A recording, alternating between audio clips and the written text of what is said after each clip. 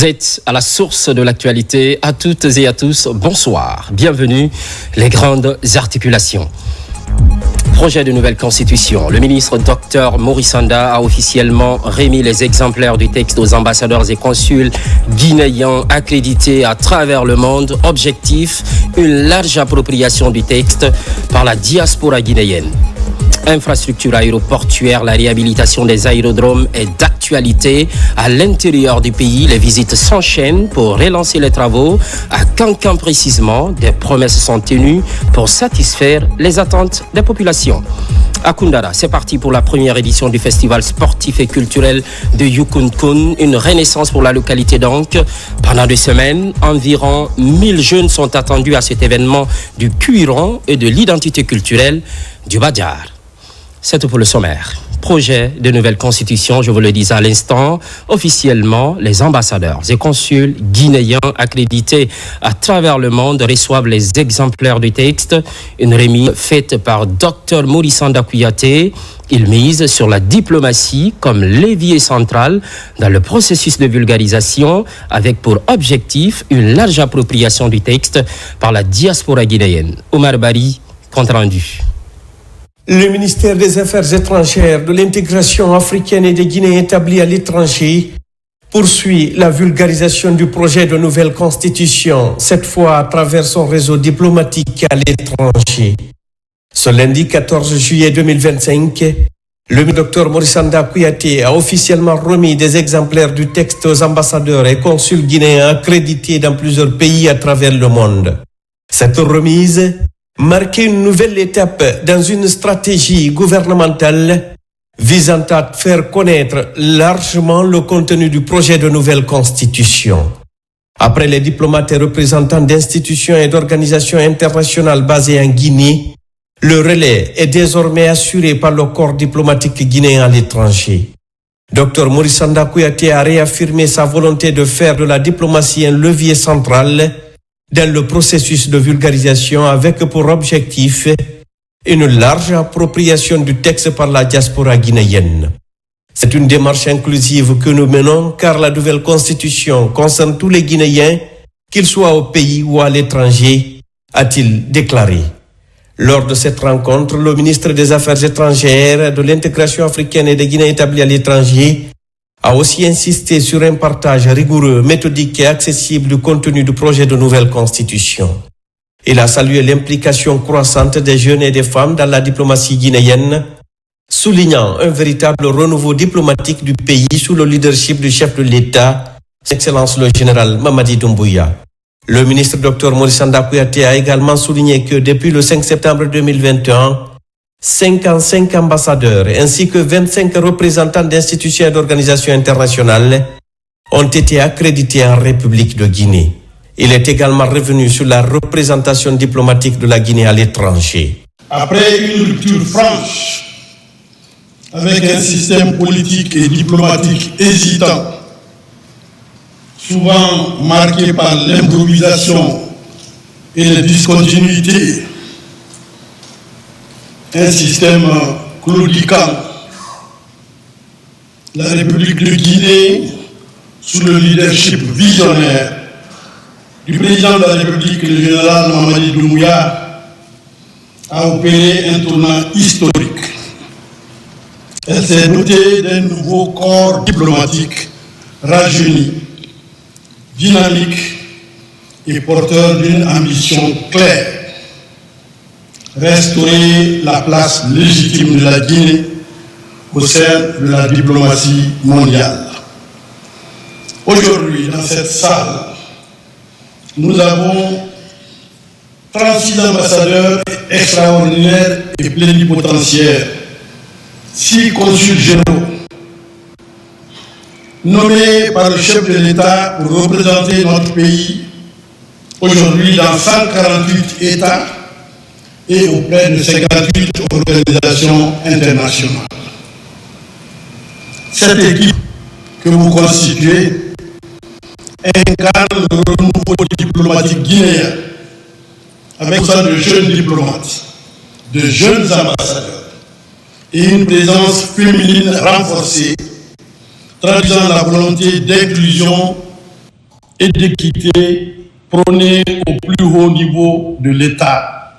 Chef de l'État, le président de la République, le général Mamadi Doumbouya. Le peuple de Guinée a été largement et profondément consulté pour l'élaboration de la Constitution.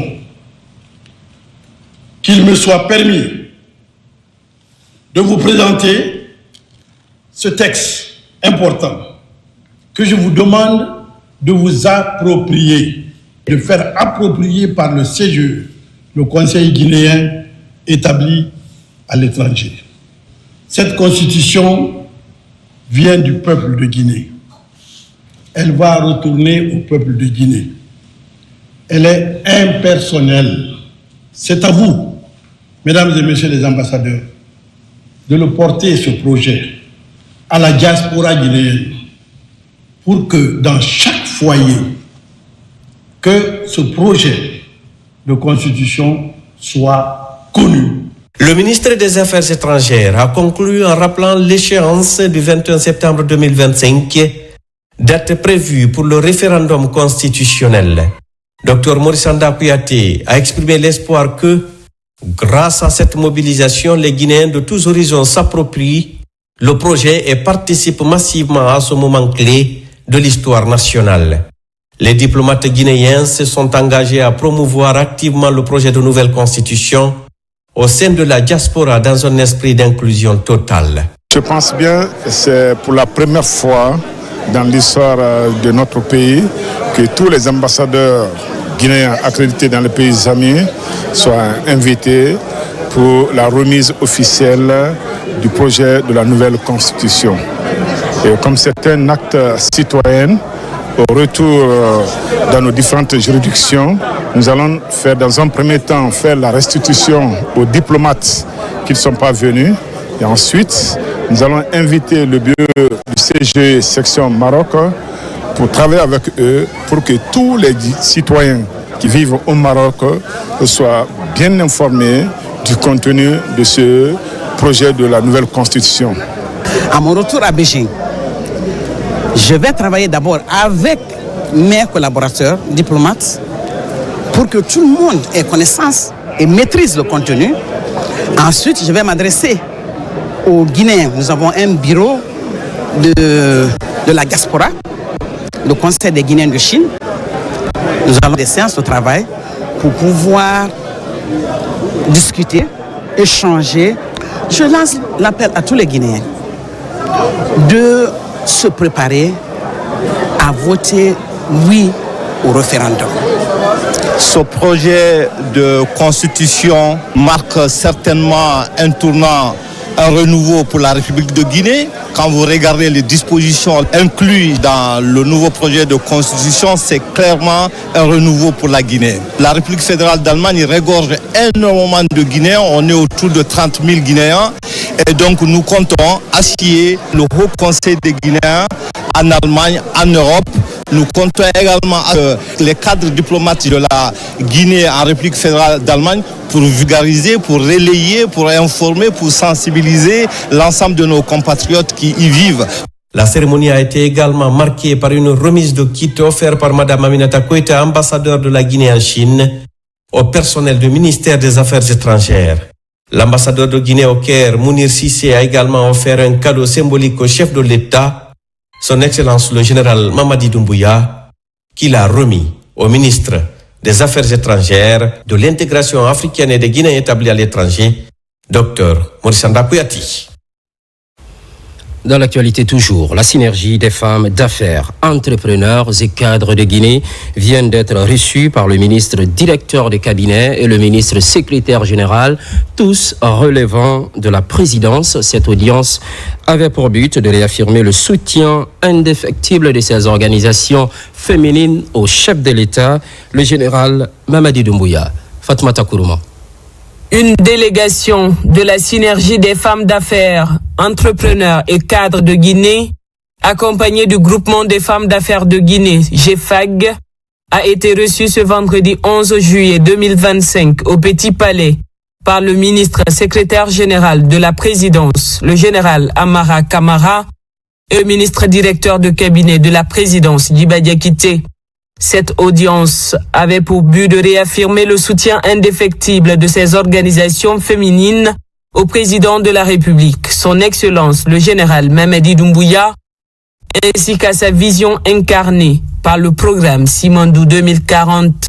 Lors de cette rencontre, les représentantes de la synergie ont mis en avant leur engagement à accompagner la dynamique de refondation et de développement socio-économique durable et responsable du pays, impulsée par le chef de l'État. Elles ont salué les efforts remarquables de son Excellence le général Mamadi Doumbouya et sa détermination à offrir à la Guinée un avenir prospère, durable et inclusif. C'est avec un honneur et une responsabilité que le GFAG et la synergie des femmes sollicitent cette rencontre afin de témoigner de notre engagement constant aux côtés de son Excellence, Monsieur le Président de la République, le général Mamadi Doumbouya, notamment dans la dynamique de projets structurants Simandou 2040. À travers nos actions de terrain, de mobilisation communautaire, de sensibilisation inclusive pour l'autonomisation des femmes et l'appui au développement local, nous avons voulu démontrer que la société civile féminine est un pilier essentiel de la transformation nationale. Lorsqu'engagé dans cette voie, on a établi un canevas de travail. 1. Soutenir le projet Simandou 2040. 2. Recensement national, établissement des extraits de naissance. 3. Référendaire. 4. Aller aux élections. Monsieur le ministre, nous sommes venus aujourd'hui réaffirmer notre volonté de continuer à accompagner le chef de l'État de manière constructive et patriotique pour une Guinée forte et unie. Nous, femmes d'affaires, entrepreneurs et cadres de Guinée, avons convenu, au-delà de toutes nos sensibilités respectives et de nos différences, de prendre le pari de nous réunir dans cette synergie riche et féconde de diversité, pour nous exprimer avec responsabilité, sérénité et engagement sur l'échiquier présidentiel déterminant pour l'avenir de notre pays. Nous ne saurions passer sous silence la contribution inestimable des femmes de Guinée, dont plusieurs parmi les plus éminentes sont parmi nous. C'est donc fort de cela que nous réaffirmons notre volonté de nous faire entendre afin d'exprimer notre ambition légitime et responsable de participer au processus de développement de notre pays à l'image de nos illustres aînés. La synergie des femmes de Guinée, Simandou 2040, reconnaît la portée et l'importance de la volonté du président de la République, le général Mamadi Doumbouya.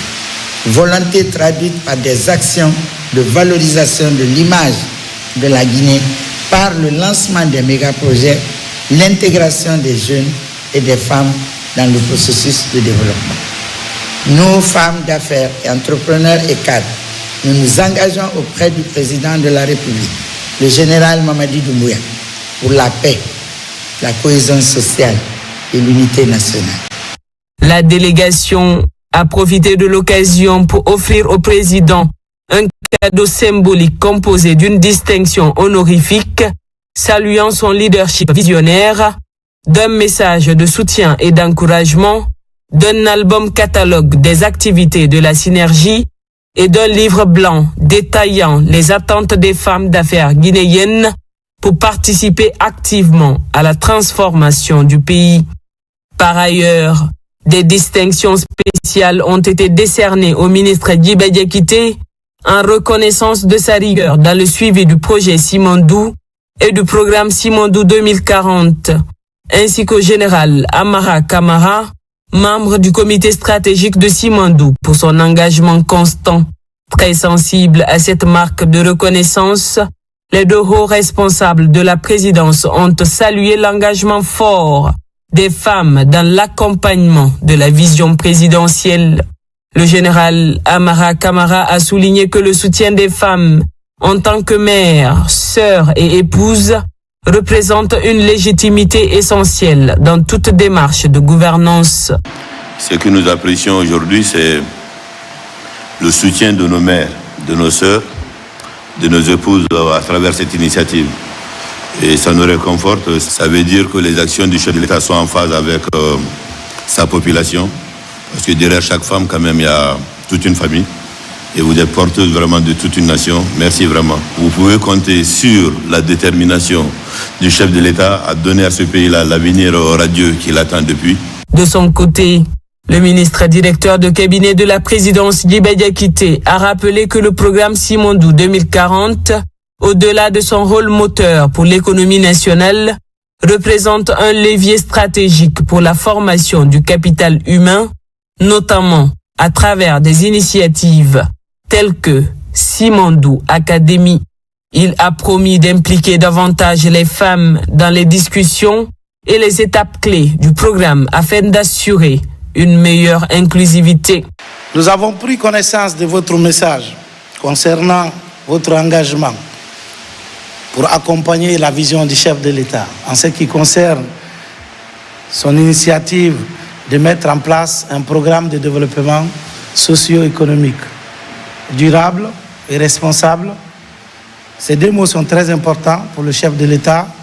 La durabilité, c'est certes les problèmes environnementaux, mais c'est surtout les problématiques d'éducation, le capital humain au cœur de notre développement. Nous avons également noté l'accompagnement que vous faites déjà à notre champion depuis le 5 septembre, qui ne cesse de montrer son engagement pour les 3 objectifs clés qui s'est fixé. L'axe social, il faut qu'on continue à consolider le vivre ensemble en Guinée. L'axe économique, il faut qu'on mette à profit cette période de refondation pour amorcer un processus de développement socio-économique durable. Son dernier objectif, c'est l'axe politique. Nous devons bâtir des institutions fortes et faire de la justice la boussole qui orientera tous nos concitoyens. À l'issue de la rencontre, les représentantes de la synergie sont reparties satisfaites et mieux outillées sur les enjeux à long terme du projet Simandou et du programme Simandou 2040.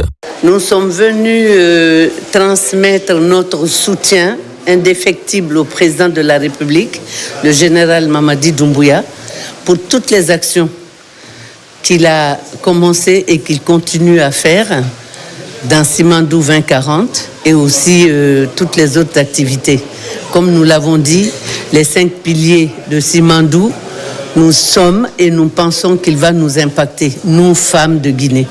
Notre organisation, qui est le GFAG, Groupement des femmes d'affaires de Guinée, et la synergie des femmes d'affaires, entrepreneurs et cadres pour le soutien aux actions du général président Mamadi Doumbouya et le programme Simandou 2040, a eu l'honneur d'être reçu aujourd'hui en audience par le ministre directeur de cabinet à la présidence, Djiba Diakité, et le ministre secrétaire général à la présidence, le général de division Amara Kamara, et en présence de tous les conseillers de Monsieur le Président de la République. C'est un grand honneur pour notre organisation et un soutien indéfectible, parce que la mission que nous avons commencée, c'est de mobiliser toutes les couches sociales de notre pays.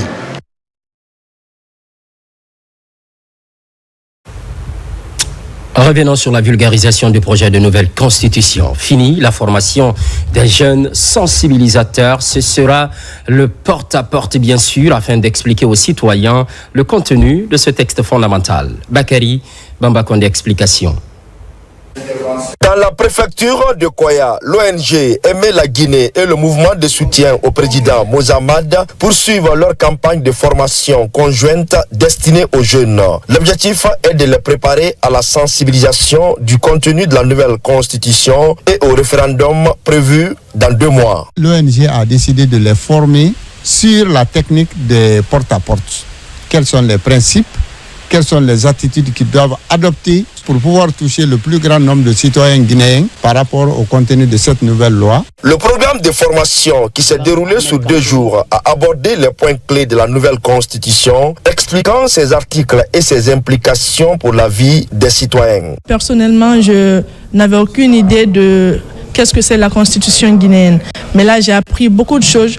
Et ce qui est bien dans cette histoire est que la formation s'est passée en langue soussou. Et là, j'ai appris beaucoup de choses. Je pense aussi donner demain. Nous sommes sûrs que les représentants de ces districts sont maintenant outillés pour pouvoir passer le bon message dans nos cases, dans les lieux de culte, dans les champs, et qu'ils feront face à toutes les intempéries pour porter ces éléments de la nouvelle constitution. Le parrain du Mozamad joue un rôle actif dans la mobilisation des jeunes, les encourageant à participer aux sessions de formation et à s'informer autour de ces textes fondamentaux. Vulgarisation du projet de nouvelle constitution toujours. Le ministère de la Culture se déploie lui aussi. Les passages liés aux filières et corps de métier de l'artisanat sont largement expliqués. L'exercice se fait en langue nationale. Les cadres promettent de restituer au bas de l'échelle. Ousmane Ba, Mamadou Djoumaba. Il représente l'ensemble des filières de la Fédération nationale des artisans de Guinée. Réunis dans l'enceinte du ministère de tutelle, les représentants des différents corps de métier sont venus renouveler leur reconnaissance aux autorités pour les efforts fournis à leur faveur et formuler de nouveaux plaidoyers. Dans ce élan de faire face aux défis nouveaux conformément à la vision du CNRD, ils s'inscrivent dans la dynamique de vulgarisation de la nouvelle constitution qui leur est expliquée ici. À partir du moment que l'État même a trouvé que vraiment il faut le traduire en langue nationale, on salue l'idée, il faut que cet élément soit bien fait. On dit les lois sont en Guinée, mais la compréhension n'est pas là. Nous allons participer avec leur appui, la vulgarisation sur toute l'étendue du territoire national. L'artisanat emploie près de 20% de la population active et représente 40% de la production manufacturière avec plus de 300 corps de métier. L'implication de l'ensemble des acteurs du secteur permettra à une bonne partie de la population de s'approprier le contenu de cette nouvelle constitution. Je voudrais vous inviter à avoir une volonté sincère de contribuer à la modernisation de nos services et à la valorisation de notre patrimoine culturel, touristique et artisanal. Vous intervenez dans ce contexte de transformation profonde de l'administration publique, marqué par la refondation de l'État et la volonté affirmée du président de la République, le général Mamadi Doumbouya, de créer de nouveaux Guinéens, des Guinéens orientés vers le respect de la chose publique, vers le respect du service que l'on rend donc à nos concitoyens. En marge de cette rencontre, le ministre Moussa Moïse Silla a aussi invité les nouveaux fonctionnaires de son département à s'inscrire dans la dynamique de vulgarisation de la nouvelle constitution.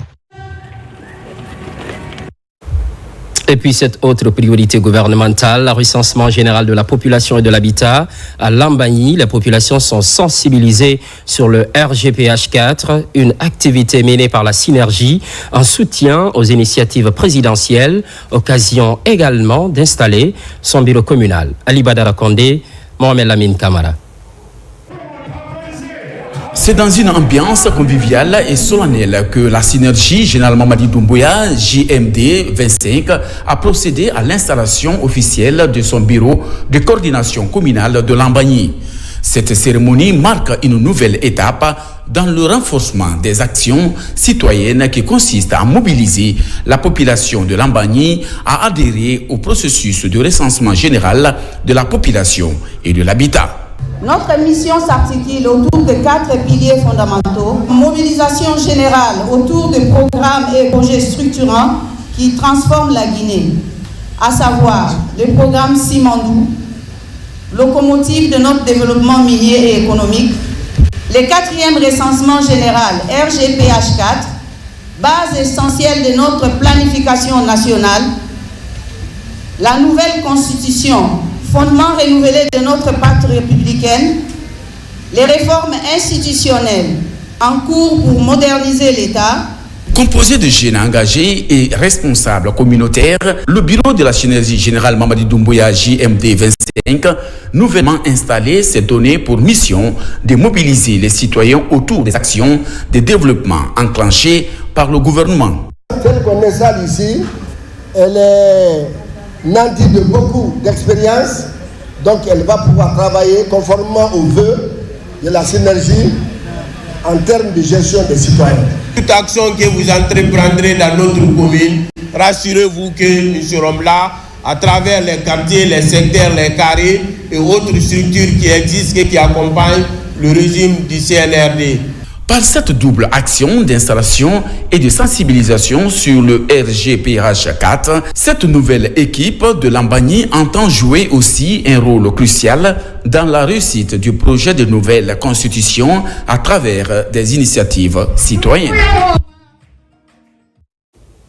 Hors du pays, à Dakar, capitale sénégalaise, 4e édition de l'événement Inspire et Connect Africa, une signature de la Banque publique d'investissement BPI France. Principal défi, promouvoir les exemples de co-industrialisation et de co-investissement entre l'Afrique et la France.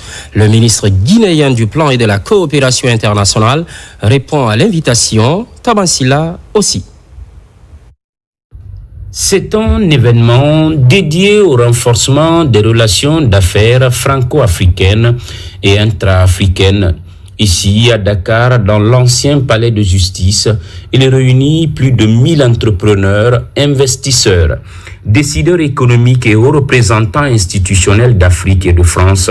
À cette 4e édition, le ministre du Plan revient sur des partenariats déjà scellés entre la Guinée et l'institution financière BPI France. BPI et la Guinée, nous avons une histoire qui est belle, un mariage qui est fécond, qui a eu des résultats déjà, avec à peu près 600 et quelques millions de dollars de projets publics et à peu près plus de 200 et quelques millions de dollars de projets privés. Ils financent 4 hôpitaux régionaux qui vont d'ailleurs baisser le taux d'évacuation des projets structurants que nous faisons avec BPI. La participation de BPI dans l'économie guinéenne les 4 dernières années n'a pas été faite pendant 15 ans. Donc aujourd'hui, nous venons réaffirmer notre position, notre partenariat avec la France, mais au-delà de la France, avec le monde entier. La rencontre de Dakar est également marquée par des panels de haut niveau. Les échanges s'articulent autour de thèmes conçus pour faire naître des coopérations concrètes autour de la co-industrialisation, de la transformation locale et de la souveraineté productive. On travaille sur les désirs de l'entrepreneur, sur les problèmes de l'entrepreneur, on cherche à les résoudre, on encourage l'entrepreneur. Quand il est découragé, on le rassure, on l'accompagne. C'est ça qu'on voudrait faire de plus en plus. Donc on compte le nombre d'entrepreneurs français qui vont en Afrique, Sénégal, Guinée. On compte le nombre d'entrepreneurs sénégalais, guinéens que nous accompagnons, que nous allons aider dans la durée. La France veut être un partenaire privilégié en Guinée, non pas parce qu'il y a eu une histoire, mais parce qu'il y a un avenir. Des chaînes de valeur doivent être créées en Guinée, mais aussi au Sénégal, je le comprends. Et puis, souveraineté des imaginaires, il ne faut pas oublier la culture, les langues nationales, et c'est aussi tous ces projets que BPI finance, les hôpitaux régionaux. Après Abidjan en 2021, Casablanca en 2022, Nairobi en 2024 et Dakar en 2025, le ministre Ismaël Nabé propose au nom du gouvernement l'organisation de la 5e édition de cet événement fédérateur des entreprises africaines et françaises l'année prochaine à Conakry. À présent, technique budgétaire et contrôle interne, 2 thématiques introduites à l'intendance militaire, un perfectionnement de 10 jours au profit des acteurs clés de la chaîne de dépenses des armées. C'est la synergie entre le ministère de la Défense et la coopération militaire française. Adjudant Abdulkader Kamara de la presse militaire. La Direction générale de l'intendance militaire est un service d'appui du ministère de la Défense nationale, chargé de concevoir, d'élaborer et mettre en œuvre la politique du département en matière de gestion financière. Pour optimiser la qualité du circuit financier des armées, les acteurs des régies s'approprient de nouvelles connaissances.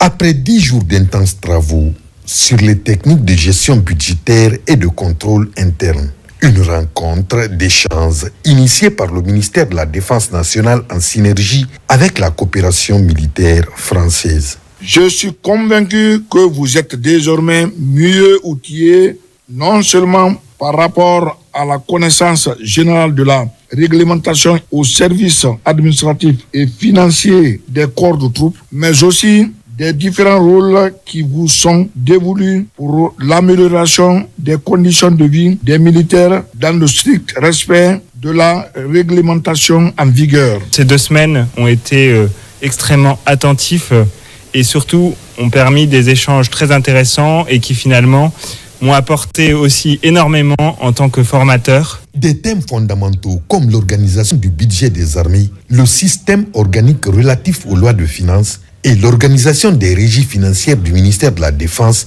ont été abordés. Permettez-moi, au nom de tous les séminaristes ici présents, d'exprimer notre sentiment de gratitude à la hiérarchie militaire et la coopération française pour l'organisation de ce séminaire.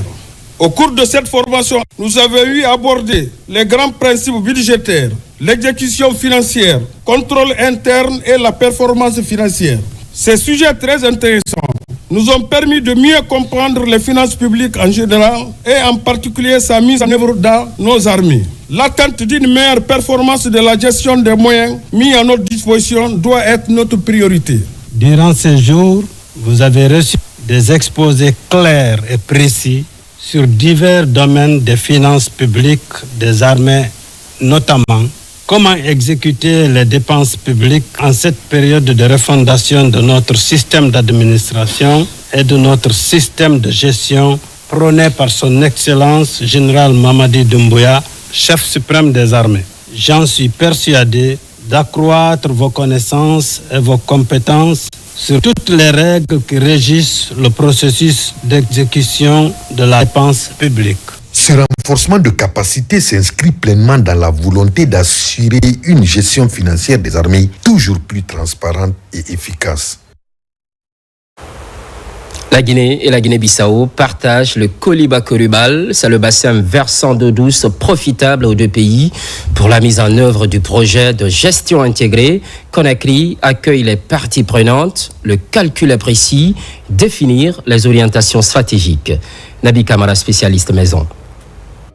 Les parties prenantes du projet de gestion intégrée des ressources en eau du bassin Koliba-Korubal se sont rencontrées cette semaine à Conakry. Ils ont répondu à l'invitation de l'Organisation pour la mise en valeur du fleuve Gambie en collaboration avec le ministère guinéen en charge de l'énergie, de l'hydraulique et des hydrocarbures pour, entre autres, définir les orientations stratégiques de ce projet, mettre à jour la cartographie des parties prenantes nationales du bassin, passer en revue ses composantes et les résultats attendus. L'atelier de lancement a été effectué en Guinée-Bissau en octobre 2024. Donc nous sommes là aujourd'hui échanger avec la partie guinéenne aussi sur les objectifs, les résultats attendus du projet et l'acheminement et puis le déroulement de toutes les activités prévues au cours de cette année 2025. Cette rencontre de Conakry a constitué une plateforme de dialogue multi-acteurs permettant de définir les orientations stratégiques, les attentes en termes d'engagement du projet de gestion intégrée des ressources en eau du bassin Koliba-Korubal. La collaboration entre l'OMVG, l'UICN et les services techniques de la République de Guinée-Bissau et de la République de Guinée dans le cadre du projet Koliba-Korubal illustre parfaitement la puissance des partenariats multi-acteurs et multisectoriels pour des solutions holistiques, inclusives et durables face aux défis auxquels sont confrontées les communautés. Je souhaite réitérer l'engagement ferme de nos gouvernements respectifs aux côtés de notre organisation commune dans la mise en œuvre de cette initiative stratégique porteuse d'améliorations tangibles pour les populations de l'espace de l'OMVG. Cette nouvelle vision porté par nos chefs d'État constitue une opportunité pour nos peuples frères. Le Koliba-Korubal est un bassin versant d'eau douce partagé entre la République de Guinée et la Guinée-Bissau. Ce présent projet de gestion intégrée vise à améliorer la gestion durable de ces ressources naturelles et hydriques. Par ailleurs, connectivité de la Guinée avec le monde, l'atterrissage d'un second câble sous-marin est en discussion à Conakry. Acteurs nationaux et internationaux échangent sur la question. Il s'agit essentiellement de renforcer le partenariat en matière de connectivité sous-régionale et internationale. Nabila Moussa Kamara, Mamadou Saliouba. Dans la volonté de connecter la Guinée au reste du monde, la Guinéenne de large bande Guilab a réuni à Conakry des représentants de plusieurs pays de la sous-région, ainsi que des institutions nationales et internationales. Cette rencontre vise à explorer les opportunités pour la mise en place d'un nouveau câble sous-marin afin de renforcer la connectivité régionale et internationale. Depuis plus d'une décennie maintenant, nous avons un câble, mais les besoins croissants en bande passante, en connectivité, exigent que pour des raisons de résilience, de redondance et de sécurité, nous ayons d'autres câbles sous-marins afin de répondre aux besoins de nos communautés. Avec l'appui technique de l'équipe de Sonatel, la transformation numérique de la Guinée avance à grands pas. Ce rendez-vous illustre la volonté partagée des États de la région de construire une connectivité plus souveraine, inclusive et durable. Les partenaires techniques et financiers aux côtés du ministère des Postes et Télécommunications conjuguent leurs efforts pour faire progresser le niveau de connectivité du pays. La République de Guinée veut marquer un cap nouveau. Ce cap nouveau est celui lié à l'atterrissement du 2e, 3e et 4e câble sous-marin. Cela est déjà prévu dans le projet, dans la vision Simanu 2040, à l'issue de laquelle la Guinée, comme je l'ai dit tantôt, va pouvoir avoir plus d'un câble sous-marin. Pendant 2 jours, les participants vont réfléchir aux enjeux de cette coopération numérique. La Guinée, portée par l'engagement de son gouvernement, prend une part active dans ce projet stratégique d'interconnexion. Les échanges ont été riches entre les principaux acteurs impliqués dans l'ambitieux projet d'un nouveau câble sous-marin pour l'Afrique de l'Ouest. Pendant ce temps, reboisement 2025, la campagne est d'envergure nationale. La sous-préfecture de Dantila abrite le lancement officiel. 12 hectares sont ciblés dans la zone. Ambition affichée, restaurer la tête de source, mais pas seulement, renforcer la résilience environnementale. Ibrahima Oulenfofana. Avec pour thème les cours d'eau au cœur du reboisement, le ministère de l'Environnement et ses partenaires font cap sur Dantilia, dans la région de Farana. Ici, le programme prévoit la mise en service d'une pépinière agroforestière d'1 hectare suivi de la restauration de la tête de source et des berges du Marigot Tenterba le long du corridor écologique sur 10 hectares. Un tel projet ravage une grande partie de terre en dégagement et en abattage des grands arbres. Et il est du devoir de reboiser, remplacer et redonner une nouvelle vie à l'environnement. Et c'est dans ce cadre-là que nous faisons aujourd'hui le déplacement pour procéder à la visite d'une pépinière qui a été développée sur 1 hectare avec plus de 10 000 des essences locales qui vont servir au reboisement compensatoire le long du corridor de Simandou. Placé sous l'égide du ministère de l'Environnement et du Développement durable, l'opération est mise en œuvre par l'ONG Enviro Africa en partenariat avec Rio Tinto Guinée. Nous ne sommes pas qu'une entreprise minière, nous sommes aussi préoccupés par l'impact de nos opérations. C'est pourquoi nous avons développé cette pépinière à Dantilia pour nous assurer que des espaces comme ce qui est derrière moi puissent être réhabilités et reboisés. Vous avez un marigot tout près, nous allons alors mettre des espèces qui sont préconisées pour être au bord des cours d'eau. Autorités locales, partenaires techniques et communautés de Farana sont tous mobilisés. Le reboisement porte sur des espèces locales comme le baobab, le lengué ou encore le carapa. Des essences choisies pour leur adaptation au climat et leur valeur écologique. À cheval entre les préfectures de Nzérékoré, Beila et Lola, la forêt classée du mont Béro, la conservation du site mobilise les énergies sur place. Très prochainement, il sera question de l'agriculture intelligente. Les représentants de 10 villages riverains sont formés sur la pratique. Alpha Isiagaba, Lancé Kamisoko, correspondance. La forêt classée du mont Béro, d'une importance écologique capitale, abritant une biodiversité riche avec des espèces menacées, notamment des chimpanzés et certaines espèces d'oiseaux et de plantes, est confrontée de nos jours à des menaces découlant de l'action anthropique. Pour contrer ces menaces et soutenir la protection de ce massif forestier, l'appui en outillage agricole aux communautés riveraines est une stratégie essentielle. Guinée Écologie, à travers ce projet, veut montrer encore aujourd'hui que la conservation ne peut se faire sans les communautés. L'État a l'intention de transférer l'écosystème du mont Simandou sur le mont Béro. Et si le mont Béro a cette importance, il faut que la population environnante soit vraiment éduquée pour que le mont Béro soit entièrement protégé. Ces représentants des villages riverains du mont Béro reçoivent ainsi des outillages agricoles pour une agriculture plus intelligente. Cet appui vise à concilier les besoins de subsistance des communautés locales avec les objectifs de conservation de la biodiversité de cette forêt classée. Voir aujourd'hui un partenaire comme Guinée Écologie qui vient appuyer cette communauté, et c'est une première depuis que je suis au Mont Béro. Il faut au moins qu'ils soient en mesure de dupliquer cette formation dans les villages pour que le nombre d'effectifs soit majoré. Je vous remercie Guinée Écologie. On va aller pratiquer ça. Moi, personnellement, je vais apprendre 20 personnes. Réduire la pression de l'homme sur la nature tout en améliorant la productivité agricole dans les communautés bénéficiaires, telle est l'ambition de Guinée Écologie, une ambition qui se veut garante de la sécurité alimentaire dans la région.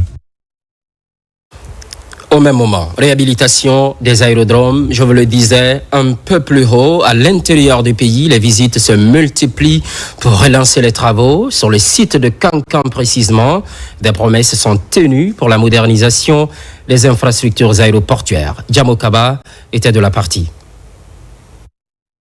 Au cœur des priorités du CNRD, la reprise du trafic aérien sur le plan national.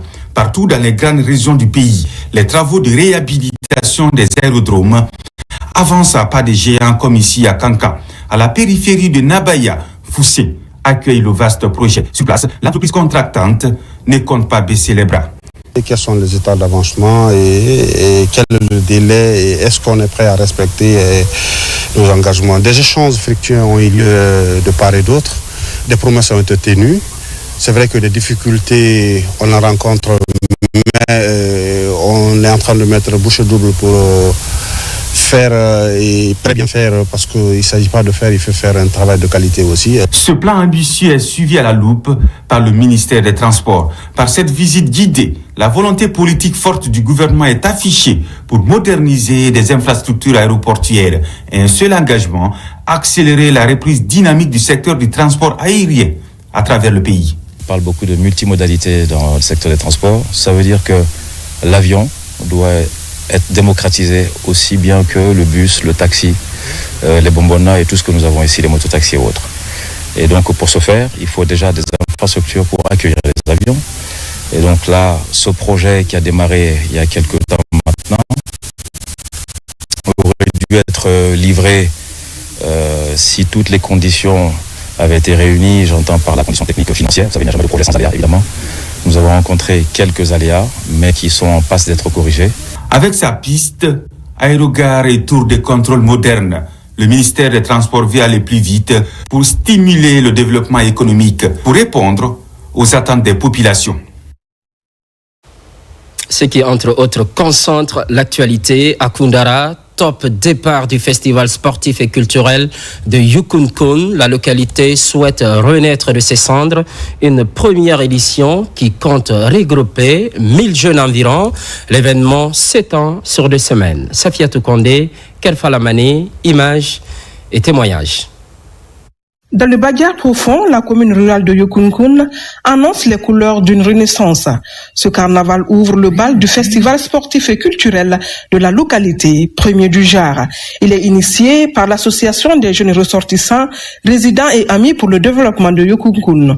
L'événement se veut un vecteur de cohésion sociale, de valorisation des initiatives de jeunesse et la promotion du développement local. Nous nous attendons vraiment à ce que Yukunkun soit, comme nous avons dit dans nos slogans, la lumière se rallume. L'image que Yukunkun avait avant revient. Pendant 2 semaines, Yukunkun va vibrer au rythme du cuir rond et de la culture. Toutes les sous-préfectures de Koundara prennent prennent part à l'événement. Pour cette première édition, la République sœur du Sénégal est l'invité d'honneur à travers la délégation du département de Salémata, région de Kédougou. Je venais avec une forte délégation où je vais saluer ma délégation qui m'a accompagné, saluer les organisateurs de ces festivités qui n'ont ménagé aucun effort pour la réussite. Cet événement qui nous réunit est un moment privilégié pour célébrer la richesse et la diversité de notre patrimoine culturel. Pour montrer à la fin de la Guinée qu'on peut rêver et que ces rêves peuvent être une réalité. Pour le mouvement final du collectif, il est question de donner la chance à la jeunesse de s'exprimer à travers le sport, développer les talents et renforcer l'estime de soi. D'ores et déjà, les autorités de Koundra sont séduites et leur engagement pour accompagner l'initiative est sans faille. Il faut que le Congo se réveille. De organiser ce mouvement, il ne faut pas que ça se limite à cette année. Si nous voyons la jeunesse se bouger comme ça, nos engagements sont très fermes, nous accompagnons afin que le président voit son image par rapport à ça. Pour cette première journée du tournoi de football, le match d'ouverture a opposé l'équipe de Koukoun à celle de Salimata du Sénégal. Score final 3-2 en faveur des Sénégalais. À présent, la quintessence de l'actualité internationale en France s'est déroulé le traditionnel défilé militaire au Nigeria, douleur et consternation suite au décès de l'ancien président. C'est une compilation signée d'Aouda Tamsia.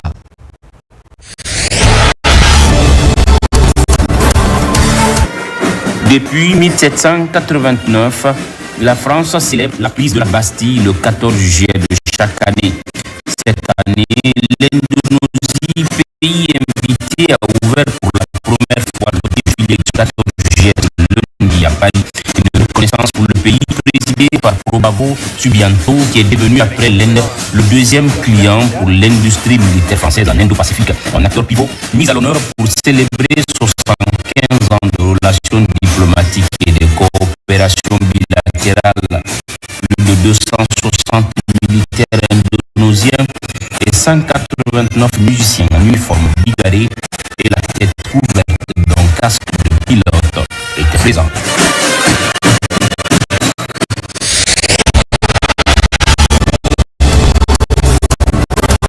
Après 9 jours, la route du Tour de France va s'élever en ce 14 juillet entre Enezat et le Mont d'Or, puis de s'enquiller l'étape du Tour pour la première fois. C'est un festival d'école qui attend les coureurs dans cette 10e étape à domaine de la gueule de la massif central près de Luxembourg et de l'Omatisme national est à cette première étape de montagne, promet d'être animée.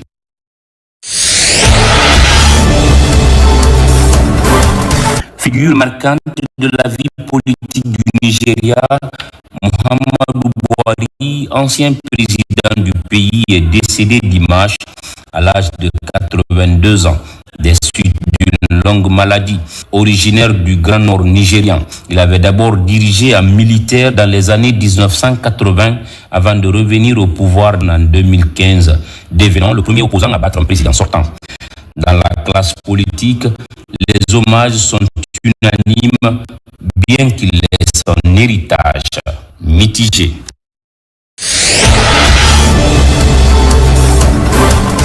L'actualité évolue en Guinée, notre paradis, terre de richesse et d'innovation. Les programmes se poursuivent.